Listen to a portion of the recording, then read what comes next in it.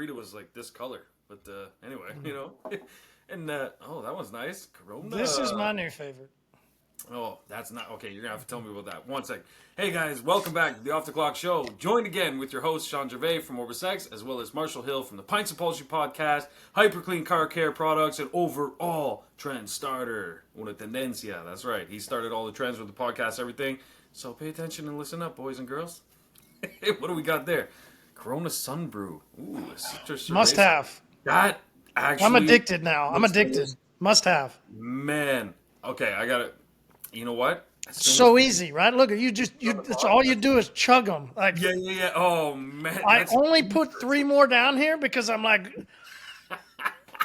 I'll get 6 in and I won't even realize it. Like, oh, man. That is dangerous. Yeah. That's the thing. Sometimes, like me, I try to stick to things like my Negroni because it's kind of bitter and it's very, like, acidy too. You don't want to drink 12 of them.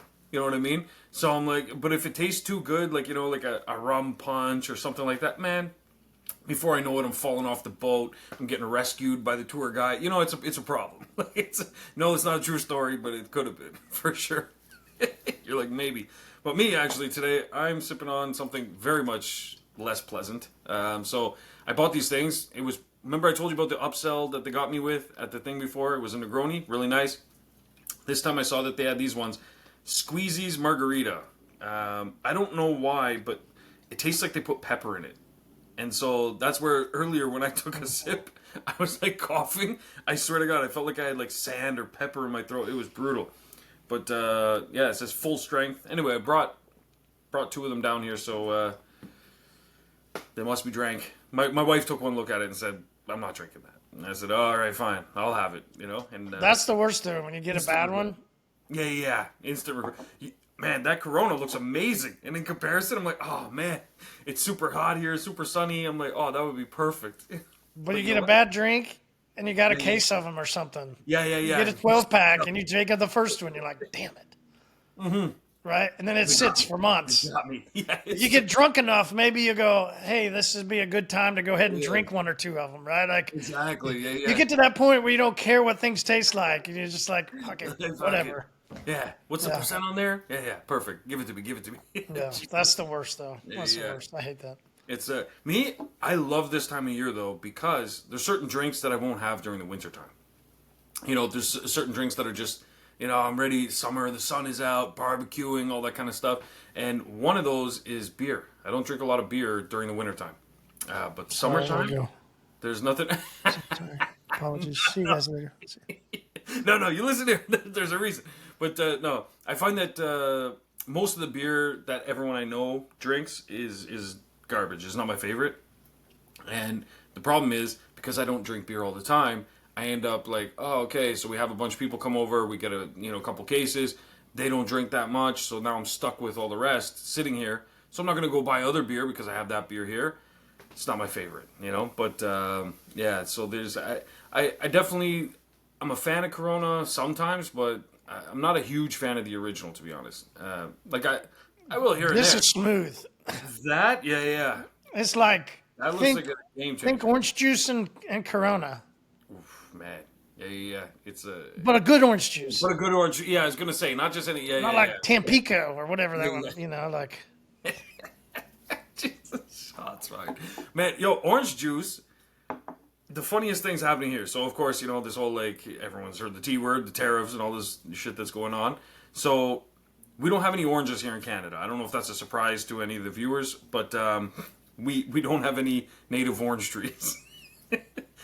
But somehow, the Tropicana is twice the price right now as the Canadian-made orange juice. And so I'm really questioning if the Canadian-made orange juice is exempt from the tariffs. Where is the Canadian orange juice coming from? Because it sure is not coming from the Canadian orange trees. So but maybe they get it in. Curious question. And then reproduce it, or whatever they pasteurize it or something. Or like, I have a very strong feeling it's either the garbage oranges or Marshall. It's a different color. Yeah, it's not even the same. Yeah, it's not. I see where you're going with this. However, I was it's trying to help you out. yeah, no, and you know what? You know when you like real orange juice when you slosh it around in the even if it's not 100% fresh squeeze, I just mean orange juice at the supermarket. You slosh it around and it kind of has like it moves, but it doesn't move at the speed of like water. It's got a little bit of latency to it because it's thicker. This stuff you move it around and it moves like you remember Sunny D. It's like it looks like Sunny D, and I'm like, there's no way. You flip it around, of course, it says made from pure orange juice, the best oranges, all this bullshit. I call bullshit. It's not. I don't know what's in there, but 99% is not oranges. That's for sure. I don't know what laboratory they made that in, but it's as real as Canadian gold. That's yeah. Anyway, Canadian gold. Well, maybe yeah. you're soon to get a new golden dome. Ooh, with an extra army, with extra hopefully U.S. funding, everything. Absolutely, man. The Golden Dome. It's if you were to go back 30 years, and as a time traveler, and tell people stories like just read news articles of today to the people that they would probably think you're nuts. No. We'll just go back to what the mid 2000s when our lovely president was a you're fired, right? Yeah. The Apprentice, remember that? That's true. You go, this guy's going to be your president. He's going to offer a golden dome to Canada.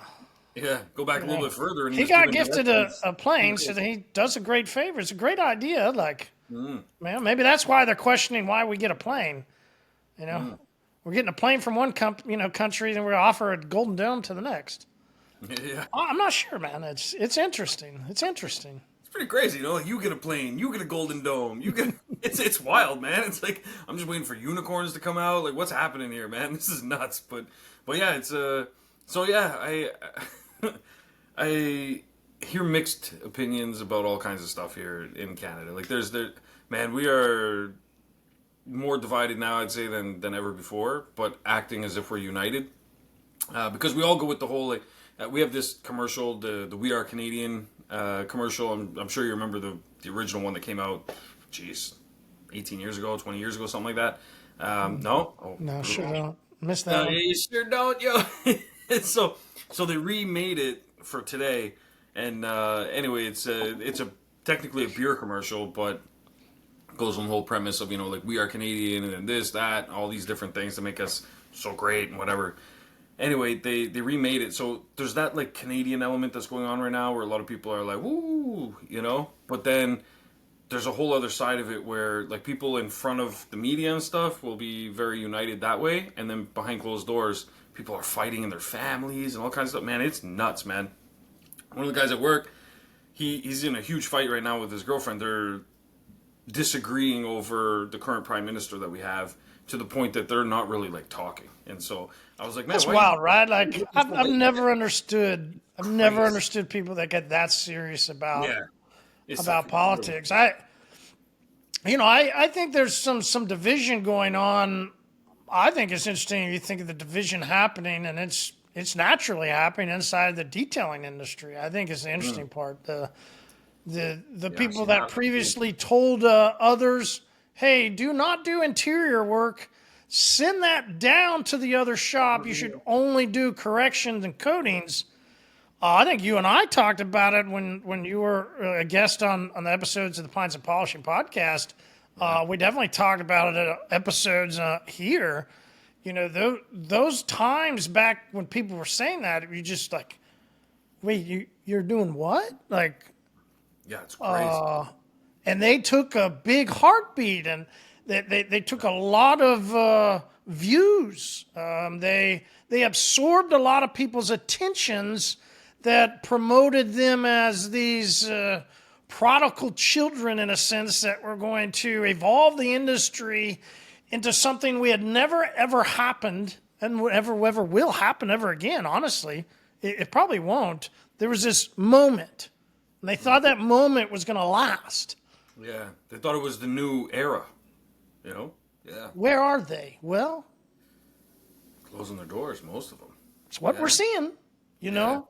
You always want to do one of these. You know, you want to pour one out for the homies, the fallen homies.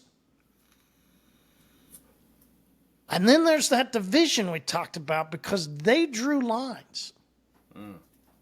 So I want to pour one out for them. I do.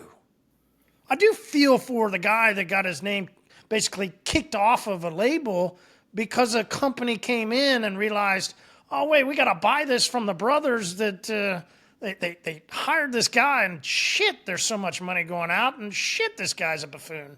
And now he's vacated that whole area. You know, you want to pour one out for people, but you go, man, they led so many astray in our industry for so long. I want to. I do want to pour one out for them, but fuck. I can't. Yeah, I kind of can't. Fuck. Yeah, because a lot of people don't realize when they're in that position the impact that they can have. Like it's one thing if this guy's going to go secure himself another gig somewhere, this and that. But when you're putting out that kind of information, you got to be kind of careful with the shit you're saying and the shit you're promoting if you don't know what you're talking about. Honestly, because man, I've seen more posts recently. Here, put it this way. I saw a lot of posts before where it would be a picture of an empty shop and it was I'm moving into a bigger location. I got a new spot. They were congratulatory posts. Now I'm seeing the same kind of images, empty shop, but it's people saying goodbye to an era. I'm on to other things because I got to close my shop and it didn't work out. And that's sad to me. That's like, Jesus, man. But then when it's that same person was giving out advice to people that you should do this and do this. And yeah, send that guy. I don't want to take that job. Send him down the road to the other guy. You know what I mean? And the same guy, weeks before he closed, held a training, took people's money. Jesus. Knowing you don't close your business that soon. You know going into it. You knew going into it. So he went into this training to teach people, took their money, and then went out of business. That's two that's happened. Now, one that did it previously was tied into this other trainer that we talked about previously. So there's a lot of ties that are starting to be revealed, which is, I love the analogy where you and I said it before. There's this journey that happens in business, the same as if you'll watch the antelope go from one part of the country to the next. The zebras go from over here. What's that word when they do that? Migration. Remember that episode we talked about? And we've used that analogy through many episodes. And now's a perfect time because I watched it. You know, we'll get into this post that we're going to talk about. But you watch this stuff unfolding, you go, I want to feel sorry for the zebra that just is getting his ass chewed off by the alligator, but I can't because that alligator needs to eat. Yeah. It's part of the cycle. It's the job of the guys out front to help maneuver. And you know what? They're not going to just do it for the guy back there. He's trying to save his own skin and maneuver through waters that he knows. So he's going to go around and do the things. The people that survived, the ones that survived in close in the herd of zebras, are the ones that are closest up to the smart ones. Yeah. Well, that makes them smart too, by default. The ones that get their ass chewed off are the ones that are just sitting back there going, oh, I got to follow this one. And they're just kind of following them into the water. You know, do you ever watch the ones that fall off the cliff? Do you ever see those guys? Oh, yeah. Man, that's fucking crazy. Like, well, I guess I just got to go. Oh, shit. It's wild. Some of them that really pan their way out, and then the ones watch those ones and they follow right after them. You go, hey, I want to pour one out for the broken homies, but they were also the ones that were leading people the wrong way, and they're the ones that are getting their ass chewed off by the economy because that's what the economy is supposed to do. It's supposed to absorb the people that do not practice appropriate behaviors. They don't go and evolve. They don't see the waters, and maneuver is a word we've talked about. I mean, there's all these things that you and I have said over the years, and you go, damn, I want to pour one out for the guys. Shit, they didn't listen. You know, the guy that called me that was going to Florida, right? Hey, man, you got some help on how to get customers? God damn, I don't know. I told you for 4 years in these episodes. What What else do you want? What do you want? Like for 4 years, I gave you four years worth. Like Jesus Christ. It's a little late, my guy. But you see Yeah. people like Dijon and others that we've talked about that follow in, that listen, are Meetings, close exactly. right there. Yeah. Richard, one of our distributors out of the UK, he listens and he talks and leaves comments inside of your group about, hey, use this as what we do, and he gives directions. Yeah. This is really cool to see this like path starting to evolve, Yeah. I and agree. certain key people are helping others because they've listened to what you and I have said. Yeah, and they realize, oh, this is the path to make money. Shit, this is All the right, way. Jesus, like, yeah, Yeah. it's true. Because that's the thing, the industry is full of a lot of suggested ways, but you really have to see people's intentions and see people's track record and their history and stuff. And that's my big beef I have with a lot of these training type things is they're usually put on by someone that couldn't hack it at something, so they decide, well, fuck, if I can't do, I'll teach. Or it's put on by someone that knows they're on their way out, for example, and they're like, oh, what a quick way to make a nice little, pile of money before I bounce. Put on a training, get some people to come in and stuff, and that's my big issue. And it's not just in our industry; it's in other industries. There's similar type things. But the one thing I will say is that I've been in a lot of different types of industries, different wide spectrum of things. I haven't ever seen this much like widespread misinformation about shit. Like I've seen, there's snake oil in every industry, obviously, but I find, and maybe what it is that I haven't seen is not so much the people peddling it, but I haven't seen so many of these lemmings that just walk off the cliff. Like I don't know if it's like other industries are a little more discerning or something, but here it's Maybe because it's so easy to make some money. yeah, People that could get be really full of themselves. yeah. You They know do. what? And Yeah. you've got to be proud of yourself. You've got to be self-confident. There's certain things and characteristics you have to believe in yourself, right? You have to. True. You have to. I think that's a cornerstone of any entrepreneur. You have to, or any human being in general, whatever you're gonna do. But definitely entrepreneurship. It's a big battle. You're often alone. So I get it, right? Like Yeah. you got to. But then you used a word there to describe them, right? Lemmings, like Yeah. Right off. believe in myself. I can just walk right this way, and I'm just gonna do it, and I'm just gonna do it, and I'm just gonna do it. Mm-hmm. How many of us have heard that? We see posts, we see you talking about, man, I've got this, man, I did it like blah, blah, blah, blah, blah, blah, and they're just so and they believe in themselves, and they're so excited. I'm with them, man. I'm in. Like, Yeah, because excitement's a good thing. Absolutely. absolutely. I'm Yeah. bodying everything. But then you just see them just go fly Yeah. off the cliff, and you just go, like, what? Why didn't you stay next to? Why didn't you hang out right here, my guy? Like, It's true. you know can what? still be self-confident. You can still gotta- be motivated. You can be all that. Like, but Yeah. you probably ought to hang out right here. You slow your roll down a little bit. But no, they just.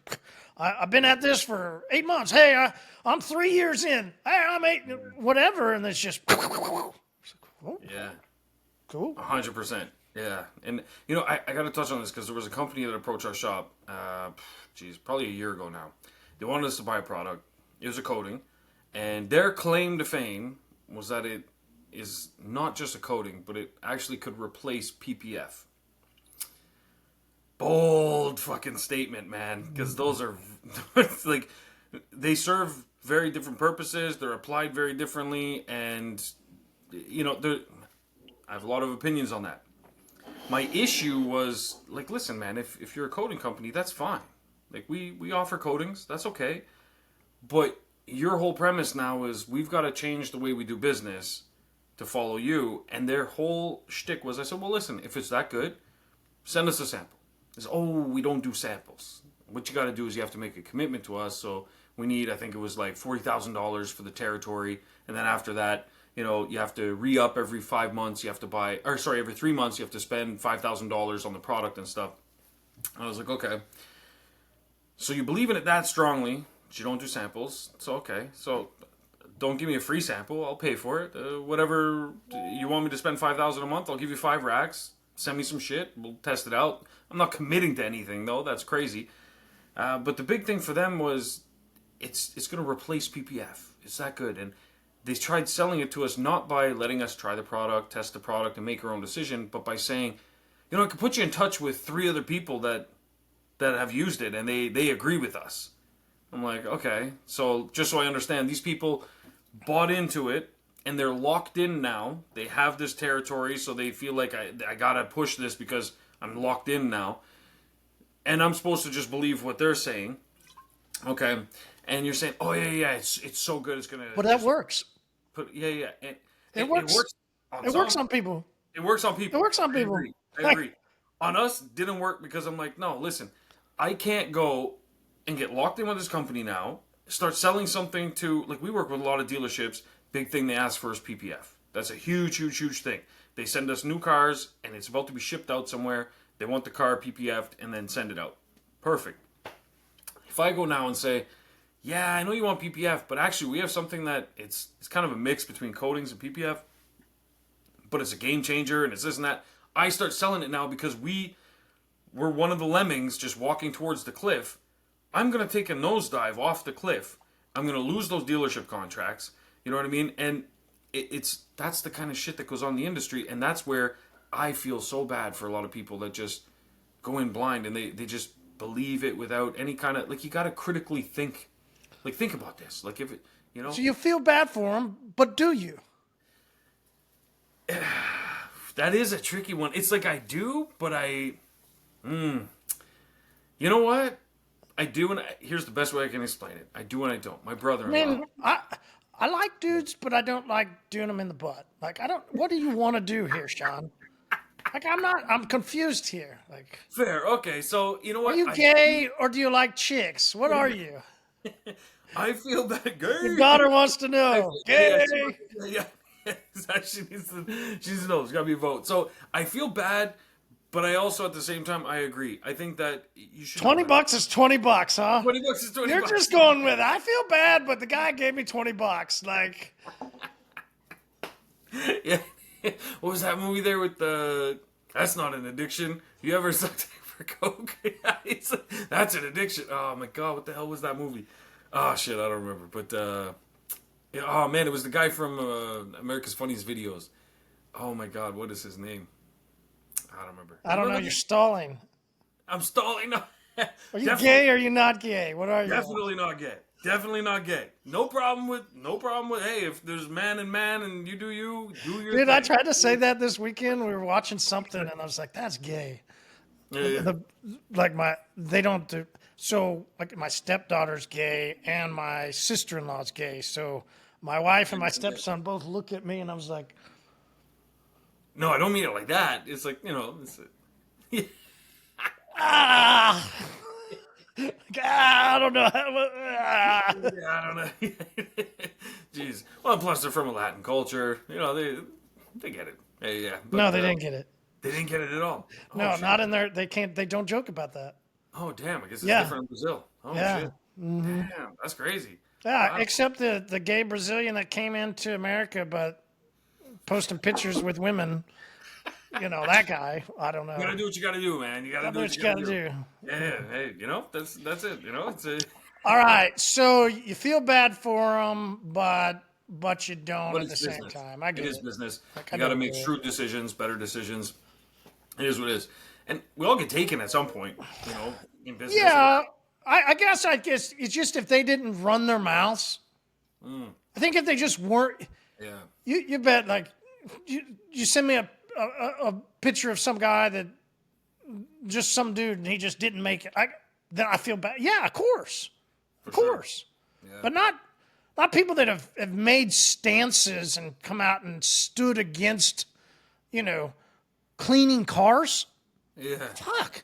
It's true. They stood against. Oh no, you're just a car washer and coming exactly. Up with yeah, it's like as a guy who started cleaning cars at $25, $15 for a wash, $25 for a wash and vac. There's part of me that goes, ha ha, motherfucker. Yeah, exactly. Right? It's like Jesus, like man. I don't know what else to say since we're off the clock. Like, yeah, no, 100%. So here's the thing: a lot of people don't run their numbers; they just run their mouth. And so at our shop, for example, when I was talking to that guy, There's don't mess this one up. Last time I said it, you changed it. Don't mess it up. Put the title. all right, Don't run your mouth. Run your numbers. all right, there we go. That's the title. All right, 100%. That's the title then. Yeah. Don't run your mouth. Run your numbers. 100%.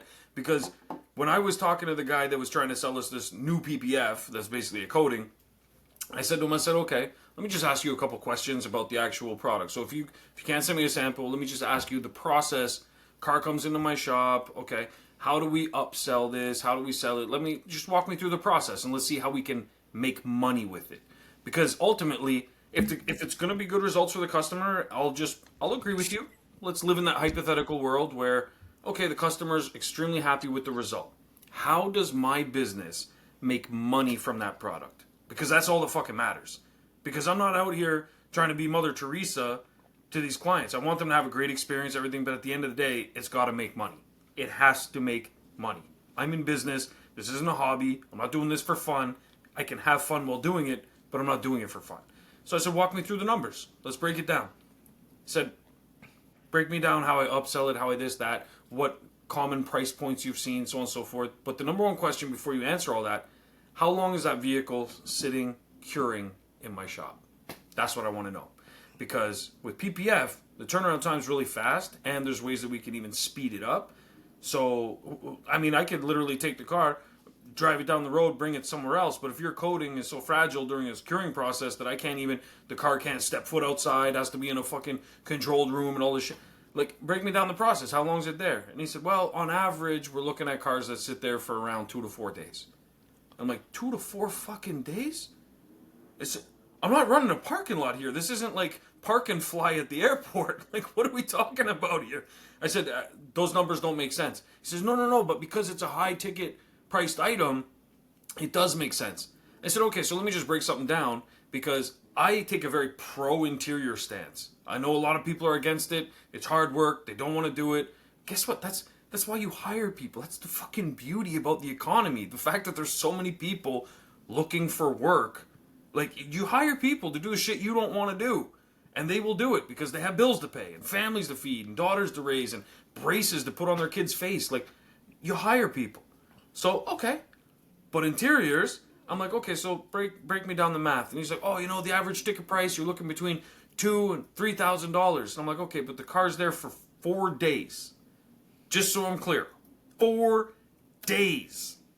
And I still have to buy the product, pay the employee to install it, pay them to do a final walkthrough, pay them to inspect it. I have to get the car back in for free, included, to do a final inspect with the customer, all this stuff. Okay, so all of that time, plus the product cost itself, what are we really taking home here? He's like, oh, well, your average profit margin is probably going to be around, $800 to $1,000. I'm like, for 4 fucking days? I said, buddy, do you know how many interiors we can pump out? Do you know what our cost is on an interior? I'm going to guess less than a Happy Meal. Probably $4.50. Like, what are we talking about here? And okay, sure, I got to pay my staff too, but I'm saying, like, chemical wise, his chemical costs alone were what I was going to pay for my entire staff to clean like 4 or 5 cars plus supply product. And then, hey, guess what? We can still upsell a coating and we can still upsell PPF if we want to. And I don't have to deal with you in your bullshit territory or your 40 grand that you want with no sample. You know what I'm saying? So it's like, run the numbers. Don't run your mouth talking about, oh, we have all these top secret studies and we're going to put other big companies out of business. Like, oh, even System X wants to sue us because, like, they can't figure out our formula. I'm like, really? Like, is that what we're coming to, man? Like, Jesus, man. It's just amazing how people just fly off the hip, say whatever they want, and they think it's crazy to me, Marshall. People buy. Nuts. People People buy. get hooked. People do get hooked. People get hooked. Yeah, and then they end up with fucking parking lots and wondering, like, then they wonder, let's go into this post. Somebody sent me. I sent it to you. I think they sent it to me because I'll get to the point later where I think it was funny, and I think this is why they sent it to me. But so the guy's going into this group. He says, "Hey, I figure I'll ask. I want to know." It says he's been around for over a decade, owning his business. Good job. I've never seen it this slow. In the past 2 months alone, I've had blank amount of people stop by, ask quotes, but then nothing. Damn. Nothing. Like sales process. So, bingo. So let's break it down. Because people were stopping by, so I have to assume somewhere between them stopping by and them being like, nah, fuck this. Something, fell through the cracks. Something, right? Yeah. Something's off. And that's why he's in the group, because he's wanting to know, like, hey, like, what do I do? He's down. His numbers are down. I think there's a lot of people with numbers that are down. Numbers down. Yeah. I think there's some with numbers that are up. But I think there's a lot with down numbers that have listened to the wrong people. Yeah. This is one of the guys, right? Like, so he's an installer of something, and he's owned his business now for a decade. I want to pause there. Hats off for that, for a decade. Yes, absolutely. Hats off there for a decade. Unless you've been doing a decade of the wrong thing. No. All right, you're right. Hats off. You're right. Start there. It's awesome for 10 years. Yeah. But if you take a step back, something that you and I have talked about, the last 8 years, we haven't seen anything like this in detailing. Yeah. The surplus, the overflow, the amount has just been diabolically unorthodox. We've had no way of really explaining it except just get as much as you can. Yeah. Almost ride the wave until the wave. It's a feast, right? Yeah.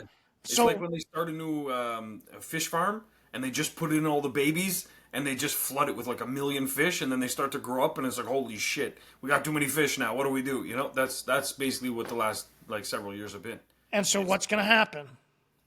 Well, obviously the guys that have the guys that have done not just feasted off of the amount of fat in the market, but actually built. Gone out there and climbed, right? They've done their things. They've constantly not just taken, not just tried to get what they could because, just because, but they actually took the moment to build a business.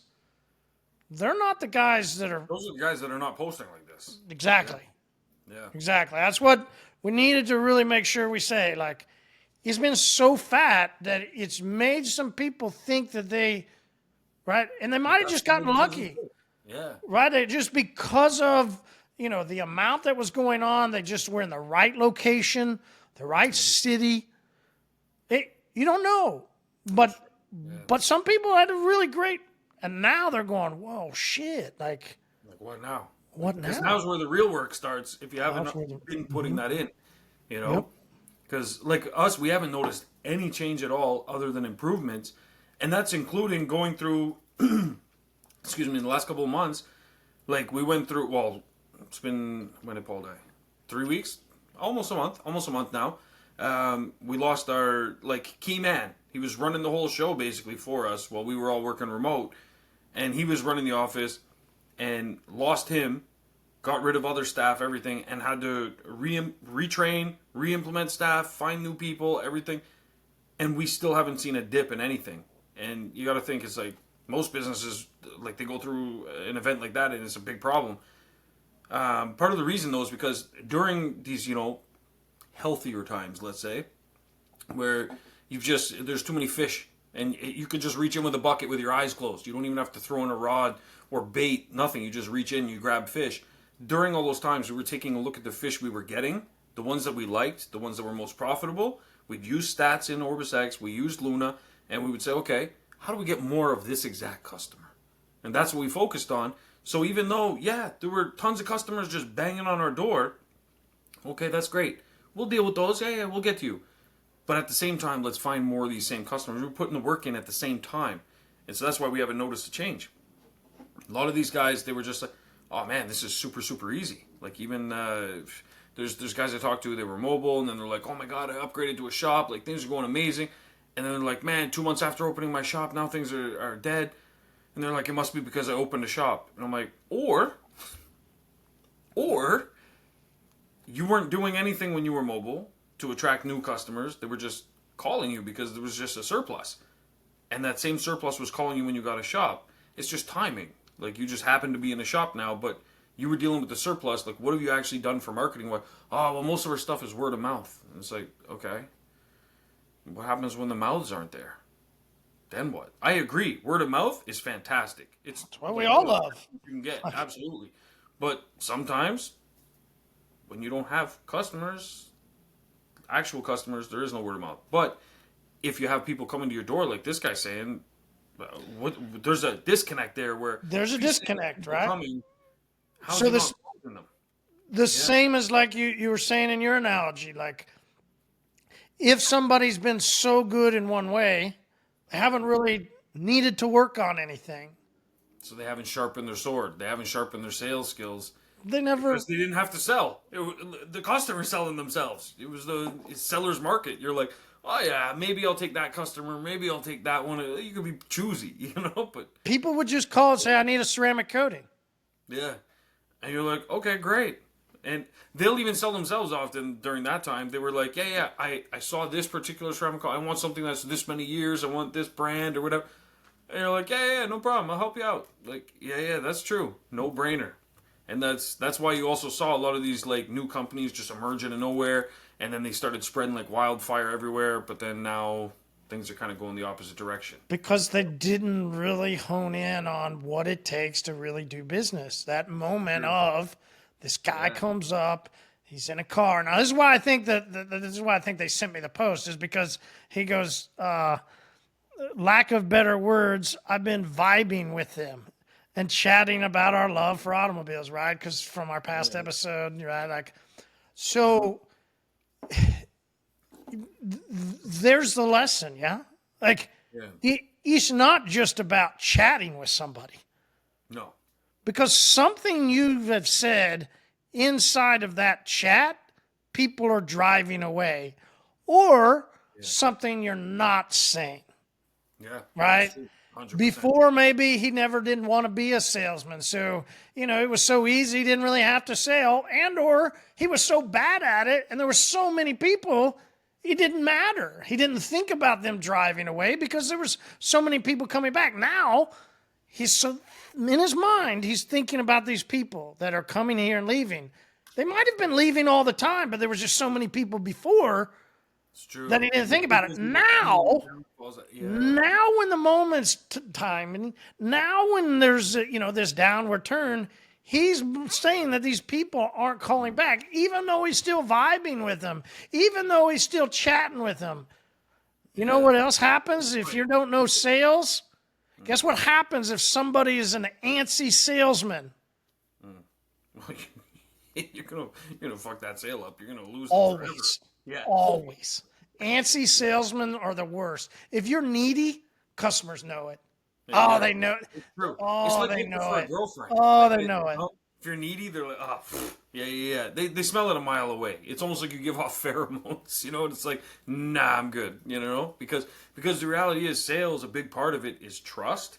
And if you come across as antsy and needy, I'm assuming that you're just literally trying to sell me. You're not trying to provide me value. You don't care about the outcome for me. You care about the outcome for you. You just need a sale. And I feel like you'll tell me anything that I want to hear just to make that sale. And that's a big thing. You see that in some car lots, if anyone's gone to buy a car, you go to one place and maybe the guy's, acting a certain way. The guy that's all nonchalant and he's like, oh yeah, we have a couple models over there. Why don't you take your time, go take a look at them, investigate them. He's kind of a little more relaxed, comes, checks on you, would you like a coffee or something? I'm just going to help this couple over here. I'll be right with you. That kind of is a little more laid back. There's a finesse to really good salesmen, like really, really good salespeople. And then there's the guys that maybe are a little bit hesitant, but you can still get the sale done if you're asking for the sale. That's the number one place I would start. There's a difference between I'm building rapport and I'm vibing with them, but like you're not trying to like vibe with them forever. Are you looking for a best friend, or are you looking for a sale and providing them with an outcome that they're going to be happy with? So eventually you do have to cross that bridge where it goes from we're vibing really well and hey, listen, I've really enjoyed talking with you, but look, I know you said you were interested in this, just to circle back on that so that we can, and then we can vibe after, but like, just to circle back on that, I do have an opening tomorrow, something like that. I can get this banged up for you in like 3 hours. No problem. Boom, boom, boom, whatever it is. Start to finish. You'll be back on the road again. You're going to love it. You have to transition into that conversation, as uncomfortable as it might be at some point.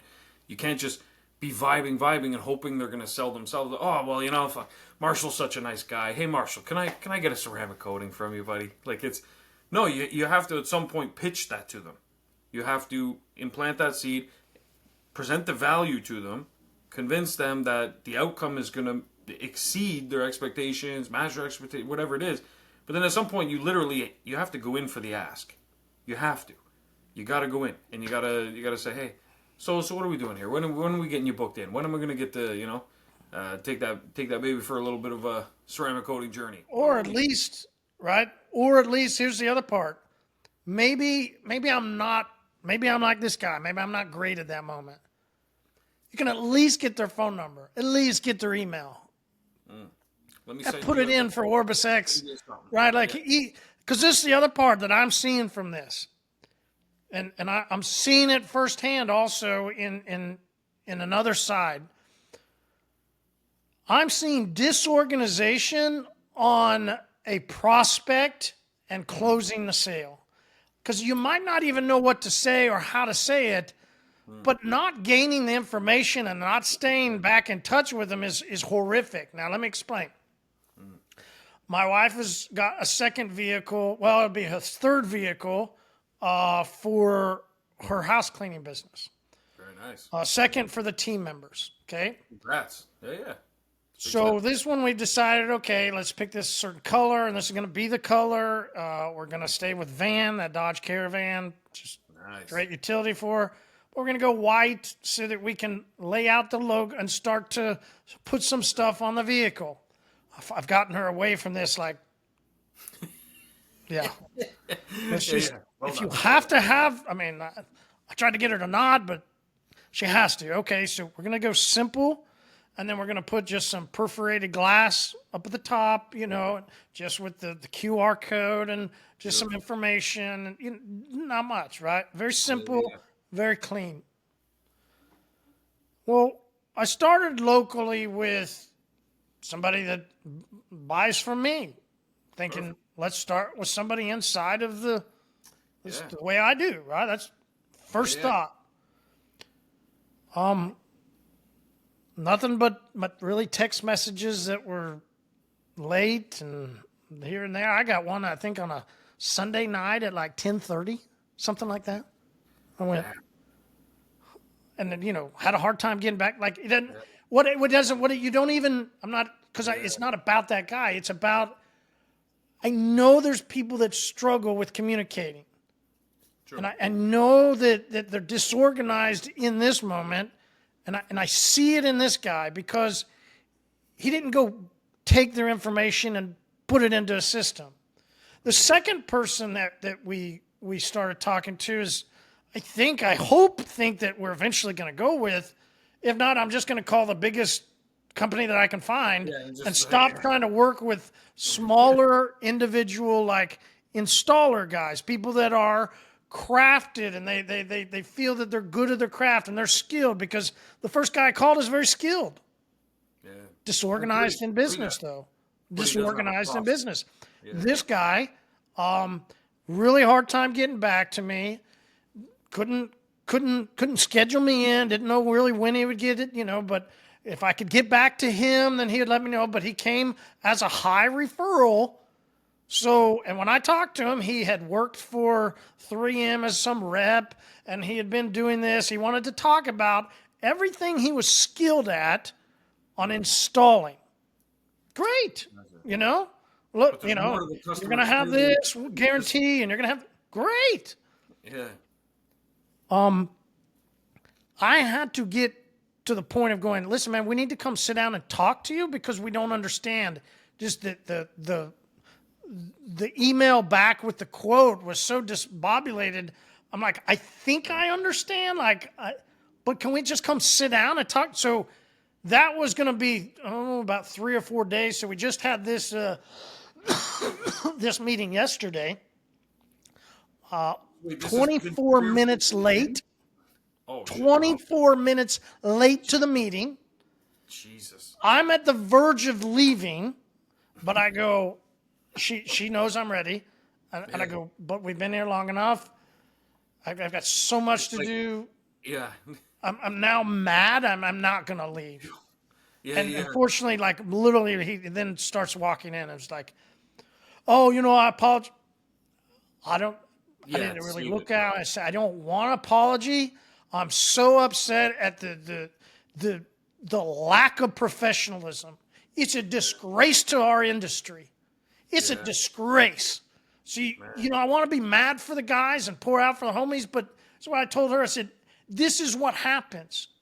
They're so crafted in their skill. I should tell them, this is what happens in detail too. They're so crafted in their skill, they completely miss everything else.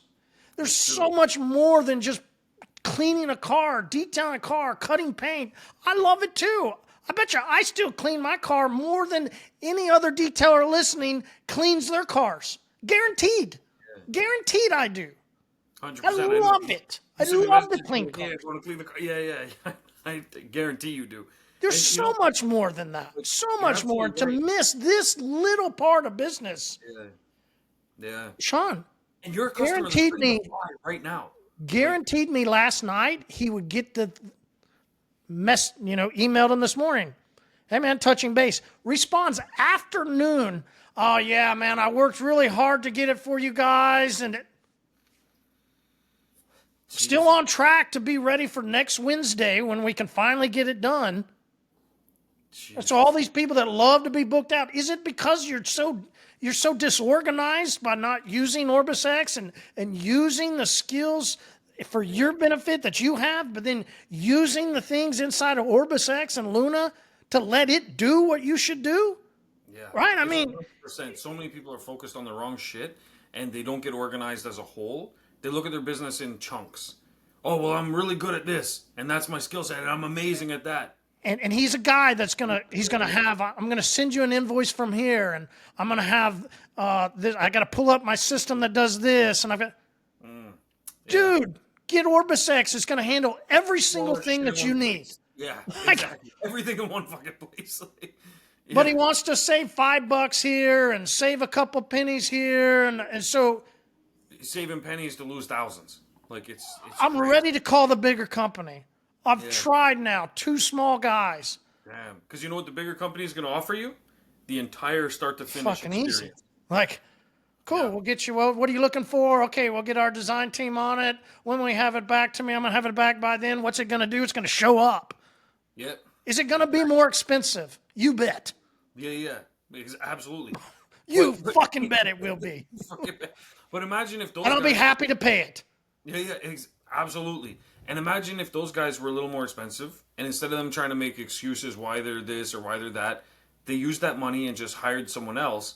It wouldn't seem expensive when you're getting fucking 5-star, 5-diamond service. It's like, oh shit, that's why that costs what it costs.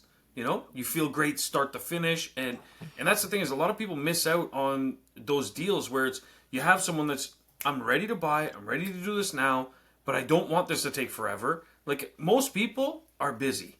Most people, and so it's like, okay, so maybe the guy works at the government, or maybe he works this and that, and you just assume like, oh yeah, he's got time, he's not as busy as me, I'm a business owner. It's like, no, that person is busy. He's got his son's soccer practice, he's got this, that, he's a million things going through his head. The more that you can take off the customer's shoulders and fill in the blanks for them, the better. And that's why these guys even... Friction, remember that? We talked about friction? Oh, yeah, because friction is horrible for What do your I sales. have now? I got nonstop. I'm ready to walk. Yeah. 100%. I'm pissed off. Yeah, trust me.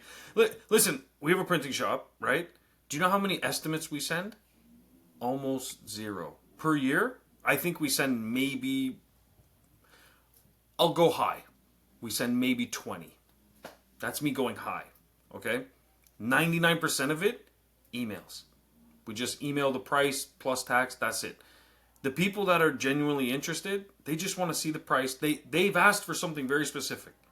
I want to get some banners printed. I want to get some Coroplast signs, business cards, whatever it is. Okay, we can do that. We always throw in an upsell, of course, so then it's like 2 lines. It's like, What you asked for is this. We also have this for just a little bit more, right? Boom. Quick little upsell. When we had the estimates in place a long time ago, our sales, our numbers were nothing like they are today. The process had so much friction, and it was scary to people. They're getting this big long thing, and they're like, holy shit, okay, this is really formal. I haven't even made a decision on you as a company yet, and now I have to try and figure this out. They're like, okay. So then they're going through it, and they're like, okay, line item for this, line item for that, line item for that. They ended up just like you were. It's like, I'm fucking confused. Can we get on the phone? And we found that more phone calls, more meetings, more this and that. We have so much more success just keeping it simple, reassuring the customer. If they ask for something, like, oh, can I get 1,000 business cards? I want them double-sided, 18-point. Like, okay. When we reply, we reiterate what they asked for, so they know. There's no question, like, and it's going to be 18-point. It's like, no, we just told you, So, very clear, very simple. They place the order because they're ready to buy. We know they're ready to buy. Every second that passes, we're going to lose that sale. We're better to stop them from shopping around, be like, we got this completely. Even things like artwork. We just say, like, a lot of customers come to us with artwork that's not ready. We can handle that for you if you want. Yes, there's a fee to it. That's not the time to mention it. Just let them know whatever they've got going on, we can take care of it for you. Then the conversation can develop if they have more questions, this and that. But something like that, like, we do a lot of wrap stuff as well. We wrap vehicles. We even do commercial jobs. Like, we wrap a lot of containers recently, which is strange. But there's like grow up type stuff where they're doing like community gardens, things like that. And they get these containers in, and the city wants to wrap them. So we've done a lot of those. A lot of shops don't do it because you've seen shipping containers. There's all those corrugated, like the steel. But yeah, we do it no problem. But we get a lot of those. Government offices. And we're not even sending estimates because it's too much friction. They're just like, yeah, I got to get this. They've got a project on their desk. They don't have fucking time to talk about this and that and the other thing. We spell it all out for them. Very simple, very clearly. And guess what? You know what we use? Luna. Absolutely. You know what I mean? Luna. There you go, Marshall. You bought yourself another Corona. So we use isn't that awesome, by the way, to see the guys that send me messages and they're like, hey, yeah, I fixed up this or fixed up that, Luna, and I'm like, thanks, now we owe Marshall more royalties, thanks, appreciate it, It's nice to see people catching on that it's like, yo, guys, you have these tools available. So if you're not good at sales, you're not good at sending these emails, you're not good at getting back in time, so use the perfect mixture here. Use OrbisX plus Luna. So, hey, Luna, write me messages that I can send back to this customer so I can get him something not at 10 p.m. on a Sunday, but the same day that he asked for it. And then at the same time, let me just pop that into an automation so it just goes out to other customers in the future too. You're saving yourself time upon time upon time. This isn't rocket science. It really isn't. It's not. And so the hard lesson to learn is if you don't learn it, you're going to get left behind. I really don't want to say that. I was on my voice, on the tip of my tongue to go, you might be like, the guy that had to close his doors and now people are asking about him on social and he has no answer. I mean, I hope you're not that way. Yeah. But if you never learn this stuff, then that's a guaranteed destination. You run your risk of being that way. Yeah. I mean, I know people don't really want us to tell you that okay, I'm not just going to say, hey, you want to follow this guy and follow, then that's going to be probably that's the way that guy, right? So I probably wouldn't go that way is all I want to say, right? Like, I just ask the questions and I just kind of I'm not going to come out and go after somebody. I don't want to, but we have to look at this stuff and we have to understand maybe what they did in the plays, what happened, right? Just like an analyst inside of a football game, right? Like, hey, this was the play that he made. Did you watch, I guess, the big chess master guy got beat by some other guy? Oh, yeah, and they were, I showed something where he got stormed off, and so they were showing the play that he made a mistake. Okay. What cost him his match? Yeah. Hey, you make a mistake, it's okay, but that's in chess. It's a one-move thing. You make that mistake over and over and over, And now it's That's like, when yeah, you're going to no. end up like that guy. So we don't want that to happen. Exactly. Inside this post, the guy, he was saying, hey, I was vibing, I was doing this. He goes and says that it's, people say that's not in their budget right now. It doesn't help that in his area there's so many new companies. So I had asked you the question, right? It's a question we all have to ask ourselves, right? It's a question I've asked multiple times whenever somebody makes these posts, and you just go, well, who's to blame? Because that's what it seemed like. People go and they say this, and then they want answers. Okay, well, I look at it and go, well, who's to blame for it? I know you want an answer to solve it. Well, I go, who's to blame? Yeah. And it's not the newcomers. It's not the this, that. Yeah. It's. Well, who is to blame? I mean, that's the conversation, right? Like, you can't go and say the guy that has the group wasn't his fault, right? He just did, what he does. I mean, customers, I guess, but maybe it is or isn't their fault because maybe what happened in their job, it wasn't their fault. And we go, oh. Yeah. Yeah, I guess it always does fall on the owner of the company. Oh. Yeah. Well, damn, light bulb moment. Yeah. Shocker. I guess I should have been thinking about that. Yeah, 100%. Because you always have to be planning for change. You always have to be. And evolving as a company as well. Improving. And that's why, man, these big companies even, they spend millions and millions of dollars on consultants and on staff to look for new efficiencies. How can we cut things in the budget? How can we improve things? What's trending marketing wise? What can we tweak? What can we do? This, that. They're always doing something. They're constantly in motion. Rarely do you find a company, I would say almost never, I can't even think of one offhand, where it just stays the same. And it's just, that's the route they go. They're always evolving, changing, tweaking, improving. That's what you got to do. And the information's out there. The tools are out there. You got to utilize them. And ultimately, yeah, everything does fall on the shoulders of the guy that's running the show. 100%. Because you need to either be handling it and improving and making these efficiencies, these cuts, these improvements, whatever, or hiring people that are capable of doing those things and getting them to do it while you work on your craft. If what you do best is a certain thing, that's fine. But there are tools, there's programs, there's AIs, there's other companies that can be brought in to do certain things. But if you say, oh, well, it's because the economy's down. It's like, maybe you just suck at sales because people are still spending. People are not stopping their spending.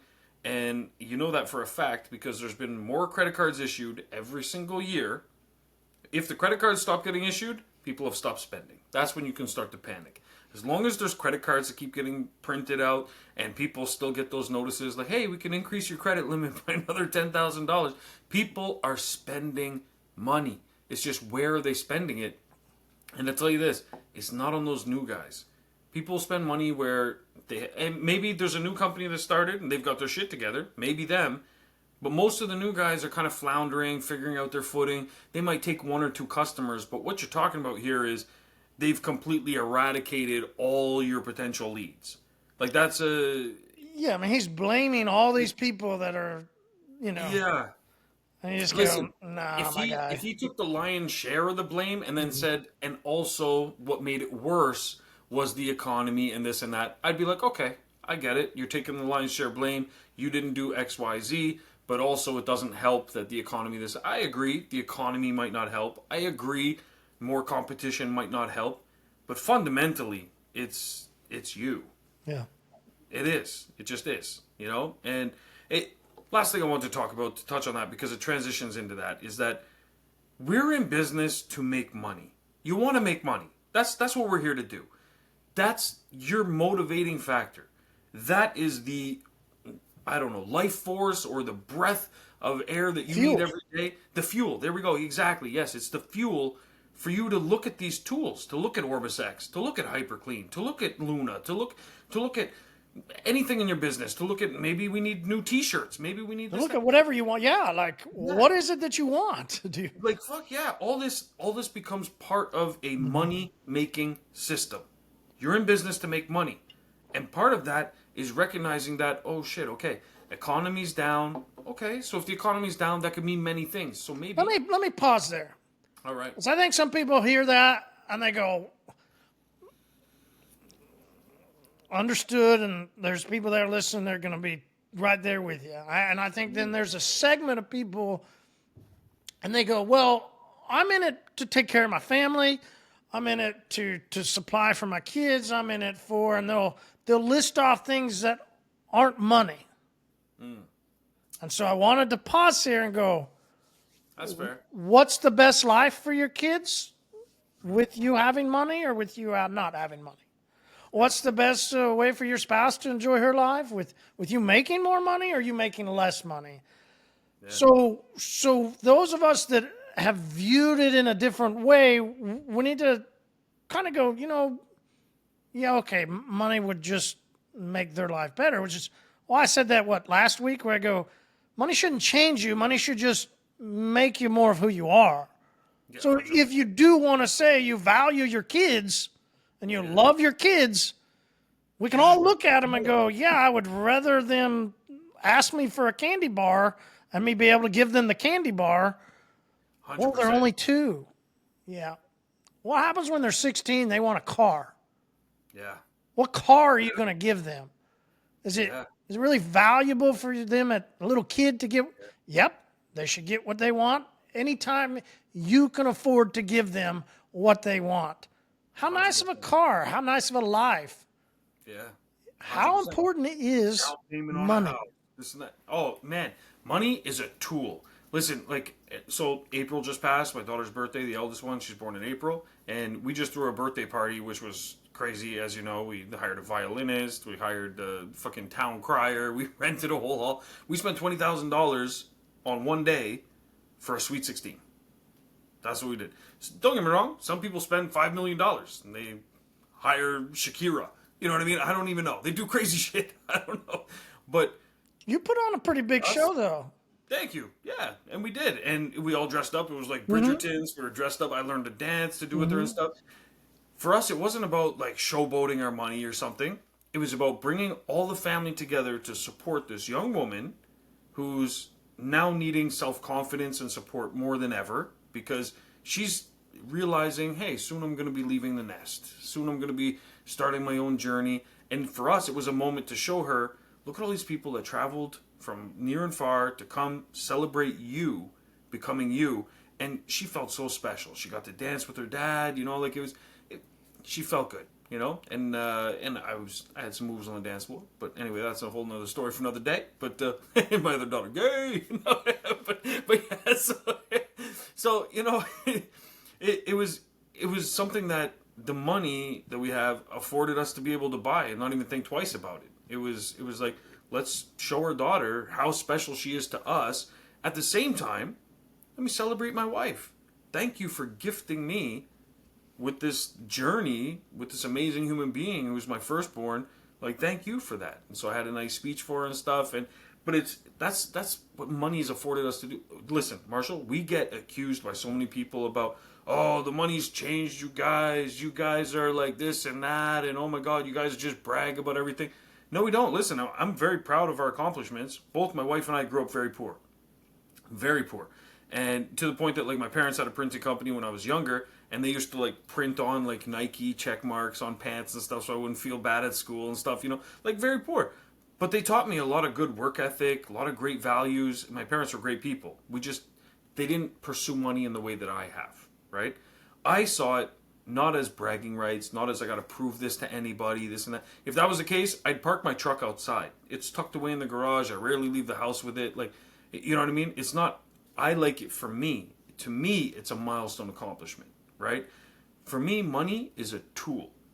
That tool opens up doors. Every bit of money that we save is another day or a year or a month or whatever that I don't have to work, number one. But number two, it also opens up a lot of doors to be able to do other shit, knowing that, hey, you know what? Yeah, I have life insurance. What if they give my wife a hard time? Okay. So I bought my wife a house.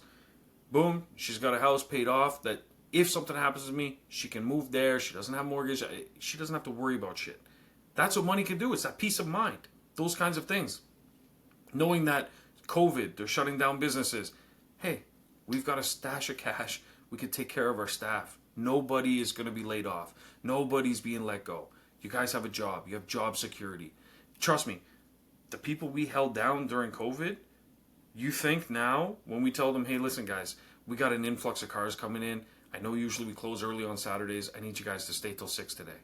You're telling me they're not like, you know what, Sean? We got you. Of course, they're like, we got you because we've been there for them. Could we have been there for them with food stamps? Could we have been there for them with just promises of the future? No. We needed money to make that happen. So we're in business to make money. Money is just a tool. It's not the root of all evil. It's the path to all doors. It's what it is. It's whatever door you want to go through. But you're absolutely right. It doesn't change who you are. It just magnifies who you are. That's it. Yeah. And so really, if you were a piece of shit, please believe money's going to make you a big pile of piece of shit. Because that's who you were to begin with. But if you're a good person, like we do great things with our money. We do fantastic. We do great things for ourselves, but we also do a lot of philanthropic things too. But it all starts with money. And the way to make money, if you feel the economy's kicking your ass, if you feel there's new shops opening up, the way is to diversify. We hear like the guys on Wall Street talk about it. You got to diversify your portfolio. You got to this, that, everything. And then us, we're like, oh, what does that mean? I'm in detailing. Like, Sean, what does that mean? Diversify, what do I do? It means you got to spread yourself out a bit. It means if you only do ceramic coatings, maybe you've got to start doing interiors again, even if you don't like it. Guess what? Start doing that, and you're going to find that, oh, wow, all of a sudden, somehow, I started doing interiors again, and I have more coating clients than I did before. Ding, ding, ding. It's because you're getting cars in the door. That's the trick. Getting customers. That's the trick. So how many more customers can you get if you're offering coatings and interiors versus if you're only offering coatings? You're likely to get a lot more. So it just makes sense. If you want to remove it later down the road, if you want to offload that to some employee, whatever, fine. But you got to start doing these kind of things. And at the same time, I think about this a lot because there's a guy right around the corner from me. He is in love with his Q5. He's got this Audi out there. He fucking loves it. It's got a really nice blue paint, I will say.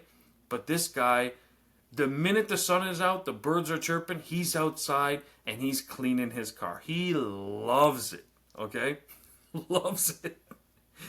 Never once have I thought like, oh, you know what? That guy's probably going to come into Auto World. Not once. Because for him, he's retired. He's an old guy. He loves it. He would rather bring his car to our shop and wash it himself. He would be like, don't touch it. I just want to use your facility. He's just, I know, I can see he's not our customer for Auto World. But if we had something we could sell him, now I've got a customer there. It's kind of like how Home Depot, they sell products, they sell stuff for you to DIY and fuck up your own bathroom if you want to, but they also have their contractor program. So they sell to contractors, and then they also have the connection between the two. And they say, oh, you need your ducts cleaned, you need a fence built. Amazon services. There you go. Exactly. Google services. I think Google started that, yeah? Oh, yeah, exactly. Even IKEA. They have it where you can get like TaskRabbit to put it together for you and all this kind of shit. Like, it's companies are realizing that, hey, we sell this, but we need to spread ourselves out and diversify if we want to make serious money, because that way you can kind of control the whole spectrum of the service from start to finish. So what makes sense? So you're using products right now. You're convincing customers, bring your vehicle to us because we use the best products.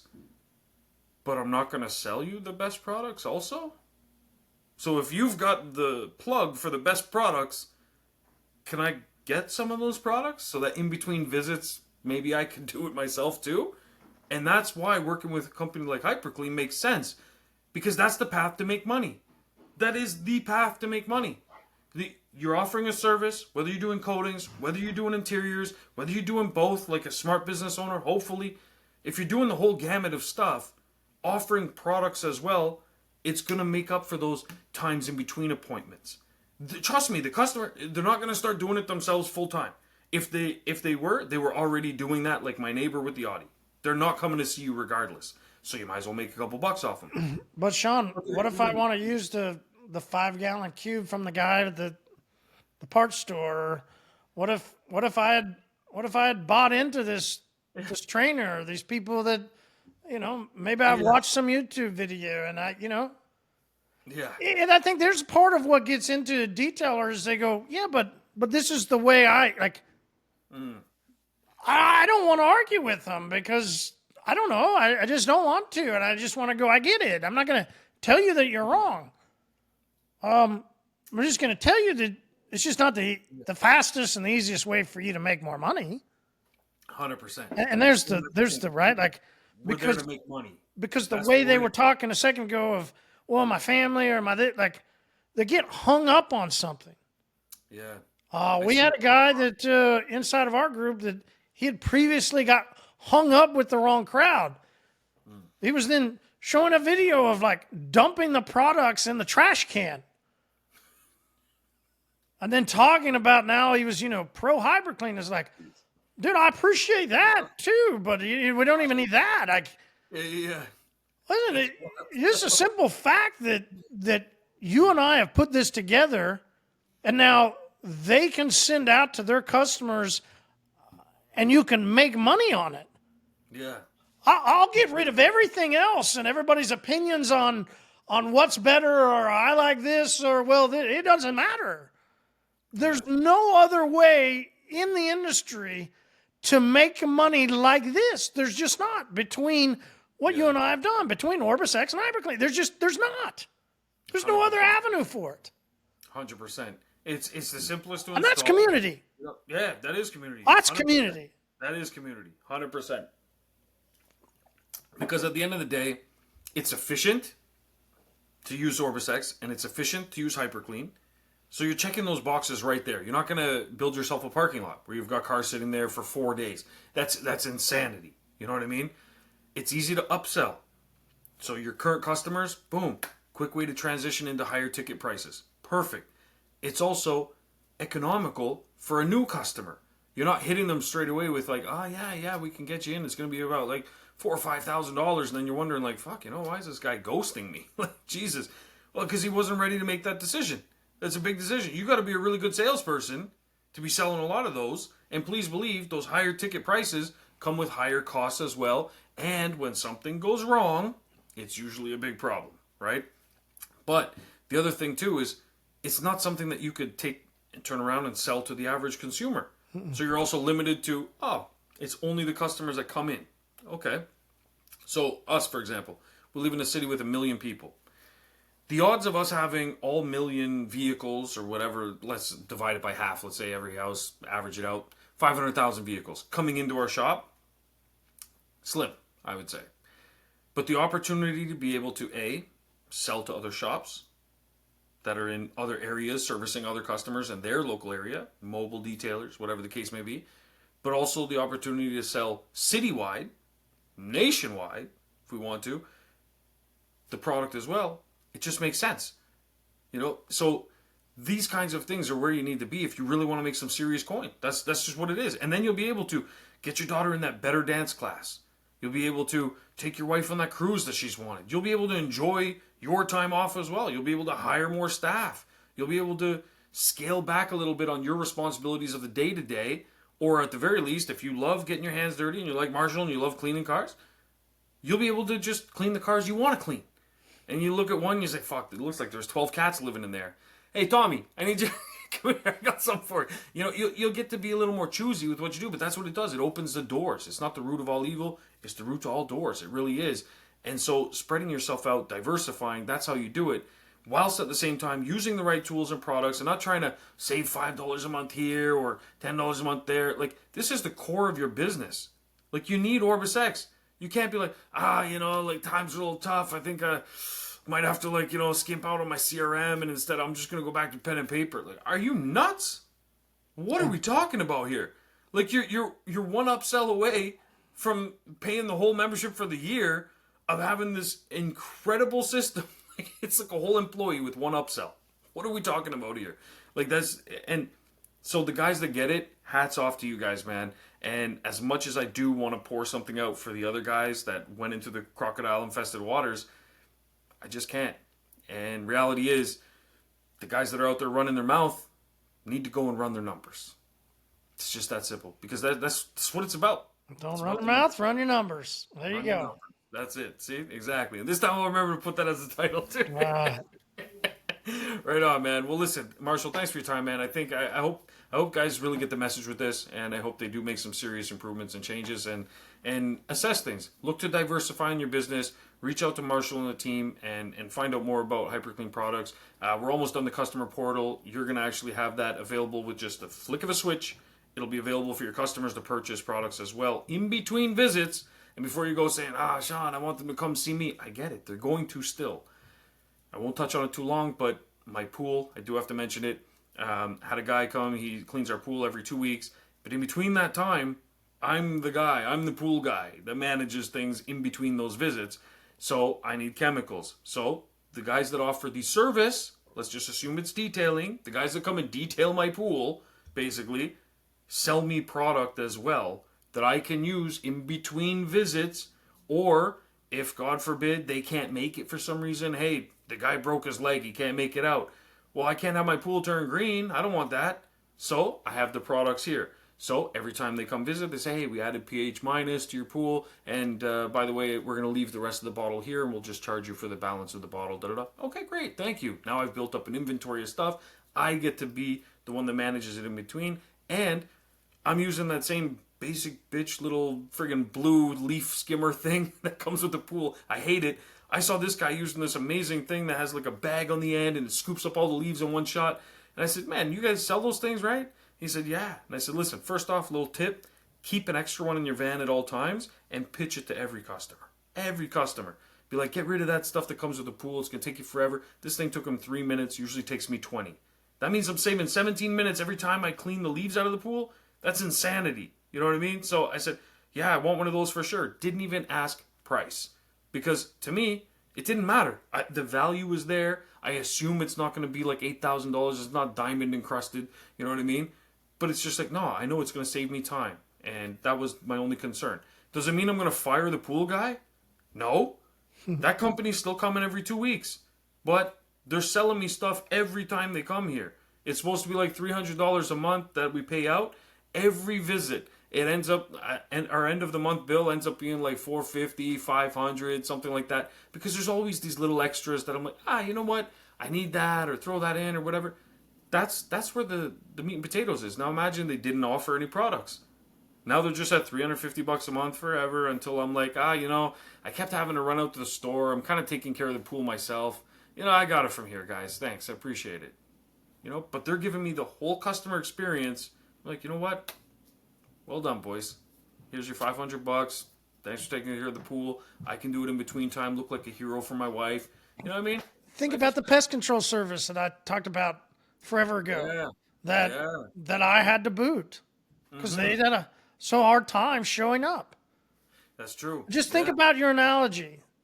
Yeah. And if they would have had some stuff when I would have had issues and they would have gone, hey, no problem. We also have this.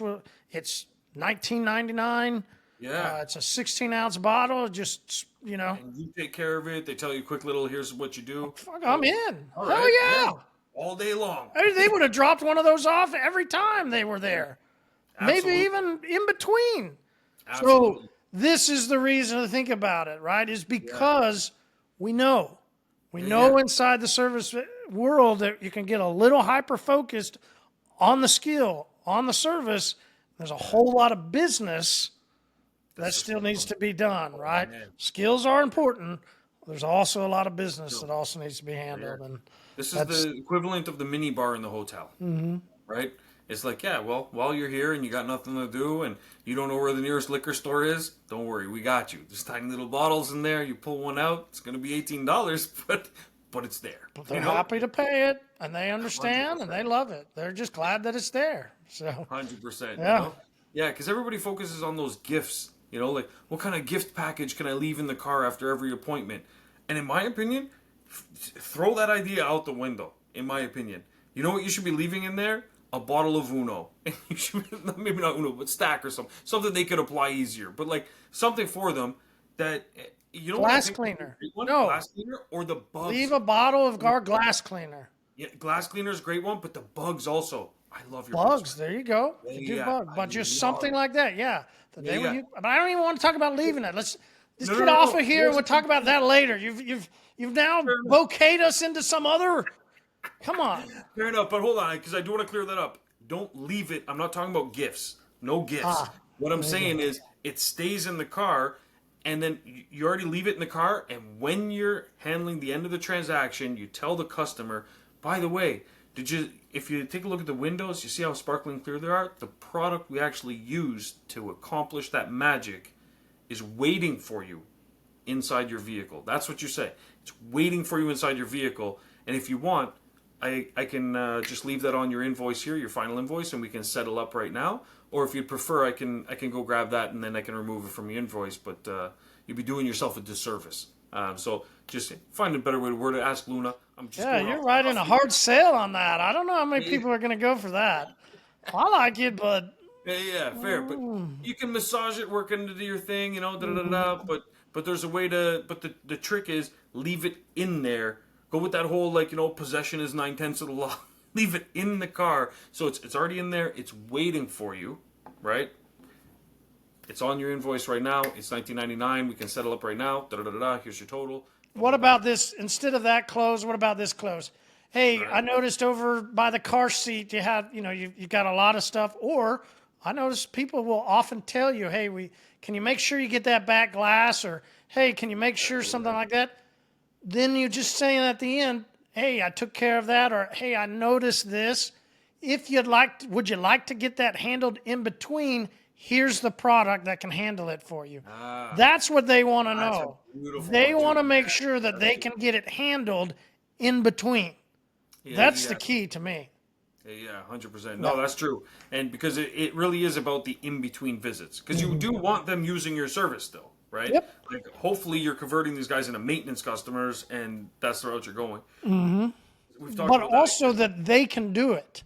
Yeah, yeah. And And then it's, don't misunderstand. Like they need to know that they can do it. They're gonna be scared that they'll mess something up. Hey, the product's safe, right? Hey, it's that's by true. detailers. It's made Yeah, by detailers. It's safe. That's yeah. the key, right? That's They can true. do it. It's okay for them. Yeah, yeah. That's true. No, that is key though. And it reminds me of, I can't remember the name of your wife might know it because she's in the home cleaning side. Oh my God. There's a cleaning product. It's like safe, it's natural, pet friendly, pH neutral. The name is escaping me. When I think of it, I'll send it to you. But it's anyway. They have kind of like an Avalon or Avon model where they go to the houses and they get people to sell to their friends and stuff like that. But at the same time, they sell to direct to consumer as well. But they have that same approach. You go to someone's house, you clean, and then when you're done, you leave that behind, and you say, by the way, I left this because that way you can maintain, your mirrors and your windows and stuff like that in between visits. And they focus on that a lot. They say it's safe to be around kids, it's safe for pets, it's safe for this, and a 5-year-old can do it. That's their pitch, But yeah, one of my old landlords a long time ago, like 20 years ago, she was one of their reps, and she actually sold us some. And I was like, I bought it just because I was like, well done. I was like, Ruth, way to go. That pitch was phenomenal. So bought some, and it worked well, And I didn't really give a shit about. I didn't have pets, so I didn't care about the other stuff. Listen, But I just hope people lasted that hour and a half so they could yeah, yeah, hear. fair enough. I know this is gonna be one of those blue pineapple situations where they have to say the keyword at the end. but yeah, well, if they did, they got some serious value. That's for damn sure. But yeah, so guys, stop the gifts and instead replace it with something that's more meaningful for your business. Don't incur another expense. Add more revenue. Let the numbers run instead of your mouth. There we go. Sounds good, man. Marshall, appreciate you as always, man. Thanks, guys, for staying this long. Really appreciate you. We'll see you guys next week. All right, cheers. See ya.